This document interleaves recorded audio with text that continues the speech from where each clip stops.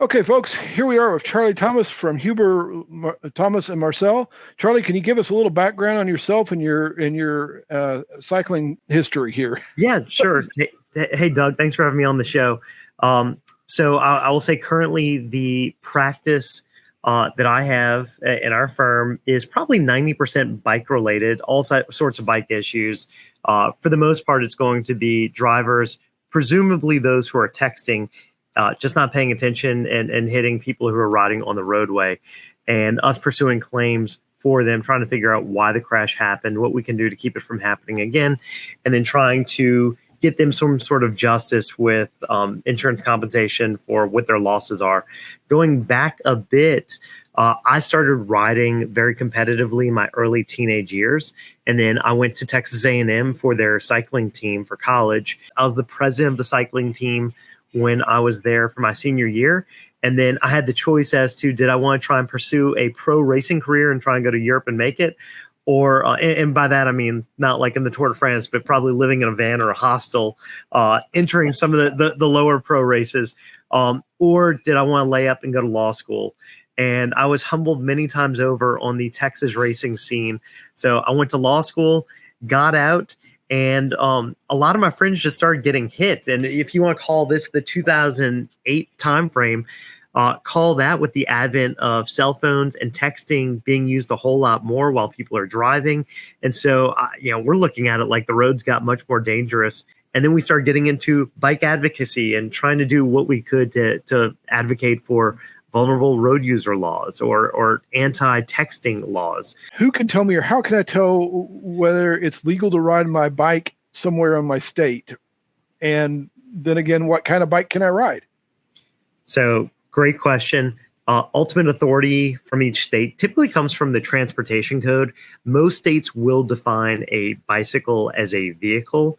And as a vehicle, you've got the right to be on the road. You've got the same rights and duties as another vehicle on the road. So obey the traffic signs and signals. You've got a right not to be run into or pass too closely or hit. There's obviously certain laws that would not apply. You don't need an inspection sticker. You don't need some of the other aspects of driving a car that just would not apply to being on a bike. But there are typically your own rules as to what you need to do while you're on a bike. For instance, having lights on your bike at night. You still, should use turn signals, with your hands if you're going to be changing lanes or changing directions. So I would say, from a technical standpoint, like in Texas, the Texas Transportation Code is where you would start just to see what laws would apply while you're riding. Most states will have a version of a transportation code. And then once you start going down from the state level, there will be certain municipalities or counties or parishes that may have their own additional laws or regulations or ordinances that would apply. Certain, like for instances, would be riding on a sidewalk. Riding on a sidewalk might not be banned or prohibited at a state level, but there are certain cities that might say you can't ride your bike on a sidewalk anywhere within the city or in a downtown area, or something like that. Doug, I'll give you this as an example too. Texas has not, as a state, passed a 3-foot law, which is when you're being passed by a motor vehicle, they need to leave you at least 3 feet of lateral spacing when they're passing you. Many cities in Texas, I think we're up to somewhere around 30 now, have felt so strongly that there should be a 3-foot passing law that they've enacted their own ordinance to pass that. Most of the major cities in Texas, even though I think total there's 960 something cities in Texas, cities and towns, the major, call it like 30 or so, have done that. So there will be additional regulations or protections as you go down to smaller levels below the actual state code. Texas is really narrowly defined what a bicycle is, where Oklahoma is the definition of a bicycle is extremely broad. Oklahoma basically says it's a human powered vehicle powered by pedals or cranks, and Texas has it as a 2 tandem wheel.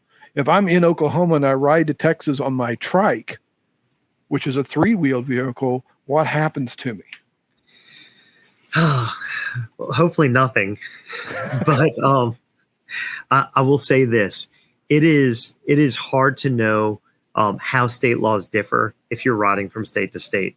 We represent people who are often crossing the country and they have some sort of an incident.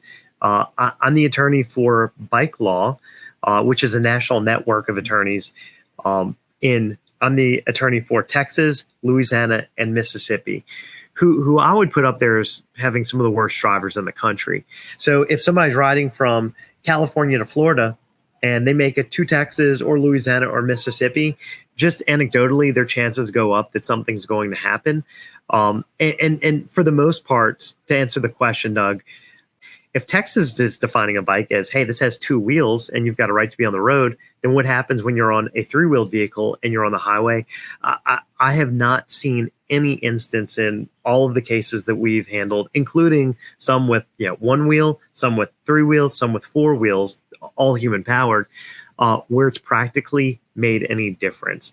And this is just a function of different state legislatures passing different laws. And for whatever reason, one body of lawmakers decided to pass one version versus another state passing another version. Most of the time, there's not going to be a big practical effect there with the number of wheels. But I'm with you just in our prior discussions where it seems like it makes a little bit more sense sometimes if you are going to more broadly describe what a bike or a trike or a human-powered vehicle with four wheels could be, because, again, little practical effects, so why narrowly define it? Is there a legal resource somewhere that's kind of got all this connected together? We know about People for Bikes, but is there another one you could point people towards? Yeah, Doug, great question.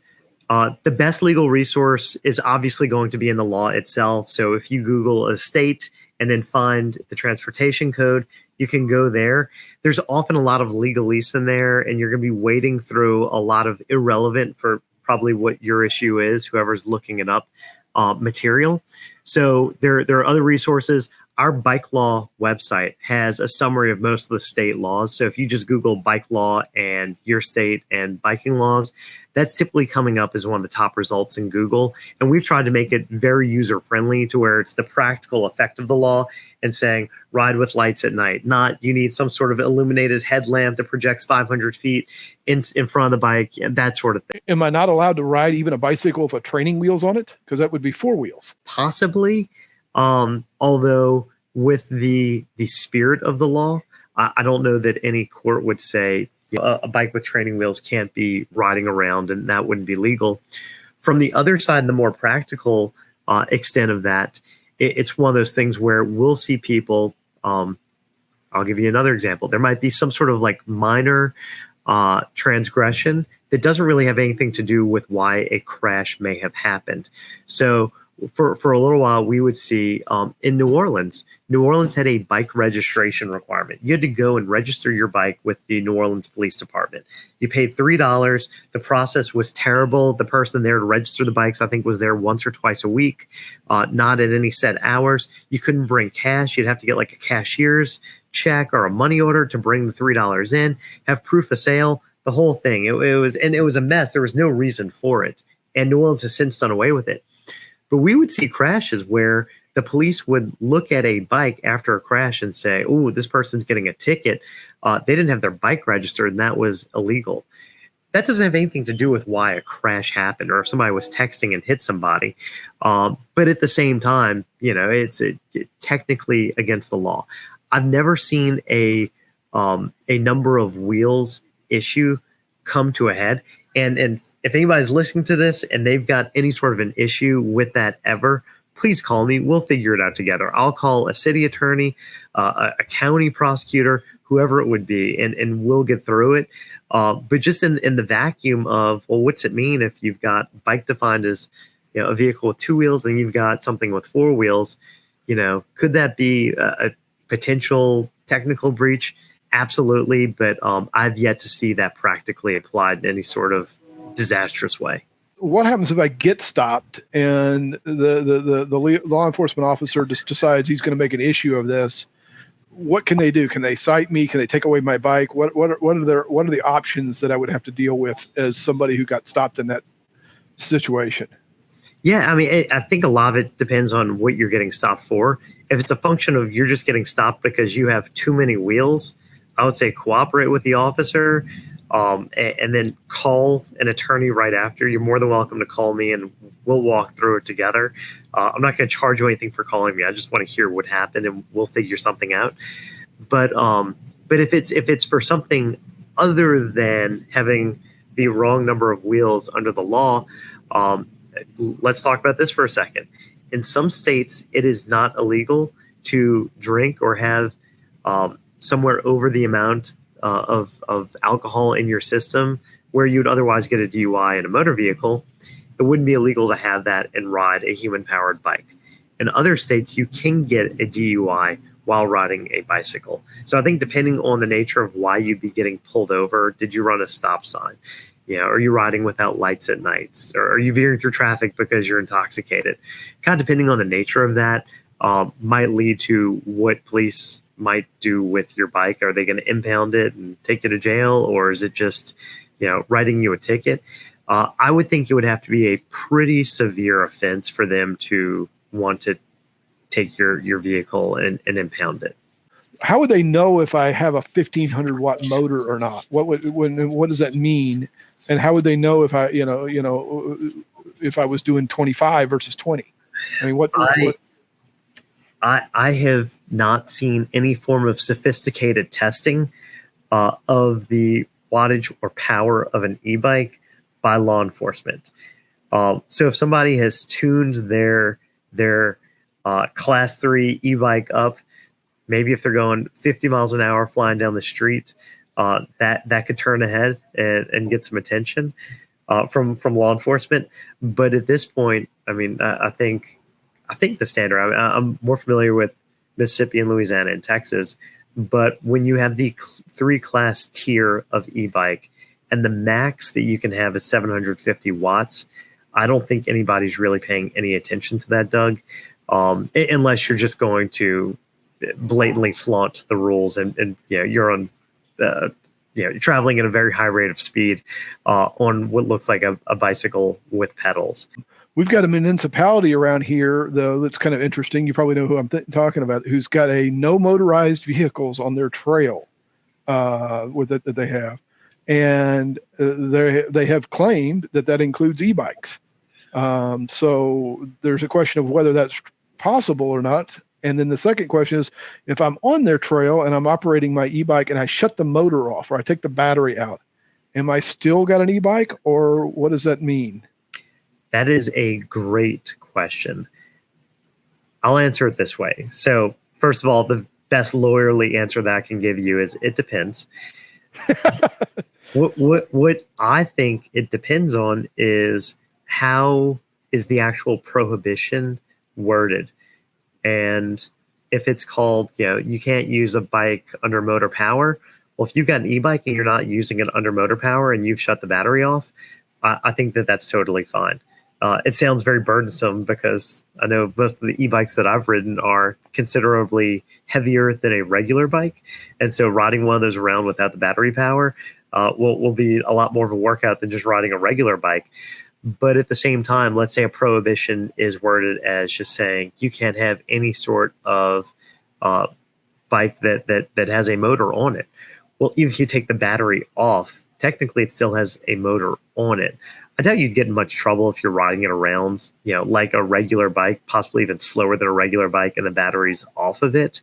But I think that just goes to show that e-bikes are becoming that much more prevalent to where people who are running trails are saying these are now banned. And I think it's a shame that they would have to do kind of a wholesale ban of e-bikes on a trail like that.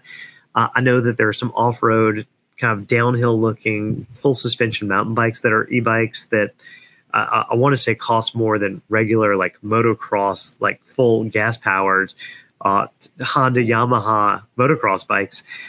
And I'm sure, we could get on one of those and tear up a trail and just terrorize everybody on it.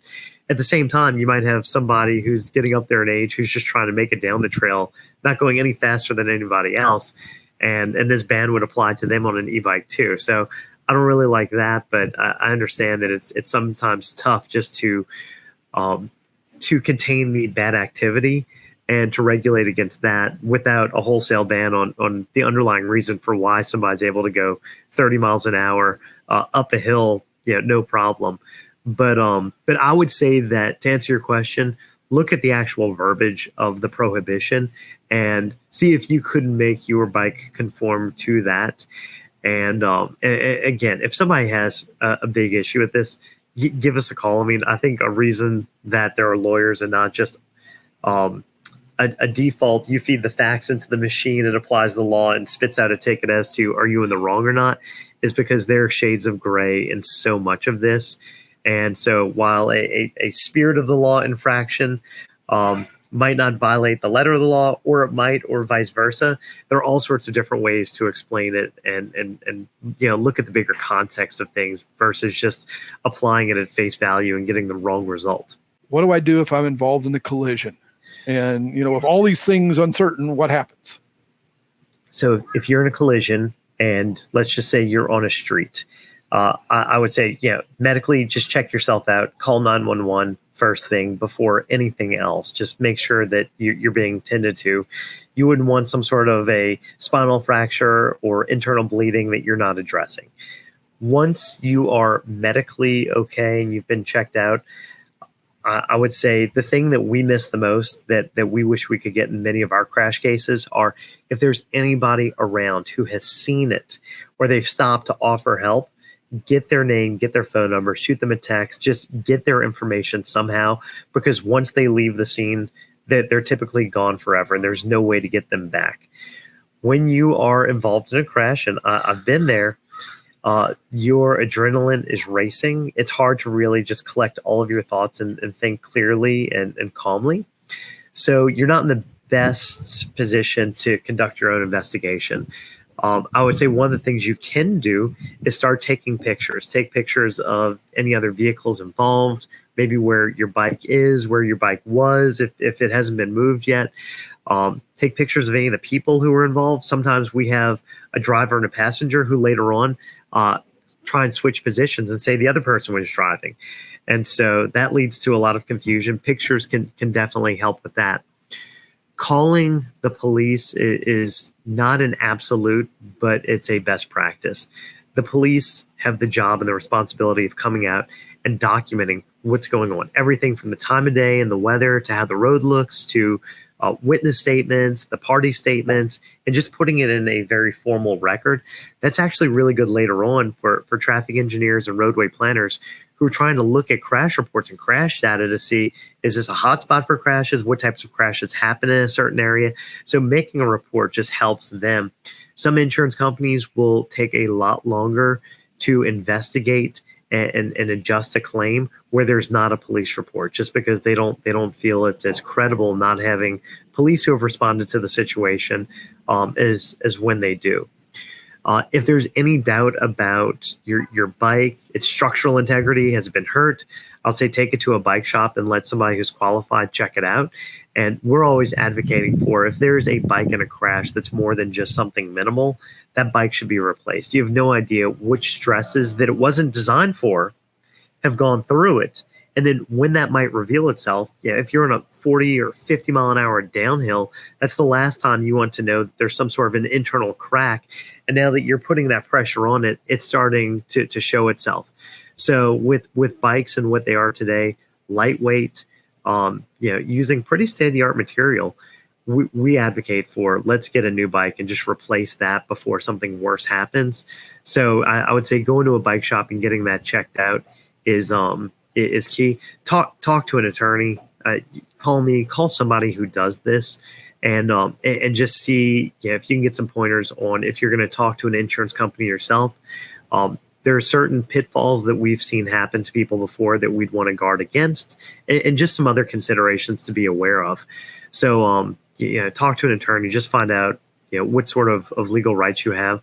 I talk with a lot of people, Doug, who I will tell them, I want you to go handle this on your own. It's not worth getting an attorney. But if we can point them in the right direction with some advice and they don't even need us, wonderful. That's typically for the smaller injury, quicker recovery, less disputed as to why it happened crashes. for any crashes that you have that have more like medium to severe injuries, or there's some disputed reason about why the crash happened, which in a lot of cases there are, involving somebody who's on human powered wheels, that's when we can come in and really move the needle. But I would say just give some attorney you trust a call and get some preliminary advice before you start getting too far into it on your own. Any final words you got for our audience? My wife and I have 2 little girls who are little riders themselves. They're 6 and 8. And so it's very easy for me to go to work every day and think, I just want to make the world safer for Colette and Margot and all their friends and anybody else who wants to come behind them. So if anybody has questions or specific issues, feel free to reach out to me. You can go to our bikelaw.com website and click on Texas or Louisiana or Mississippi, and you'll find me. My email address is charlie with an IE at bikelaw.com. So feel free to reach out that way too. Thanks, Charlie. Well, thanks again for having me.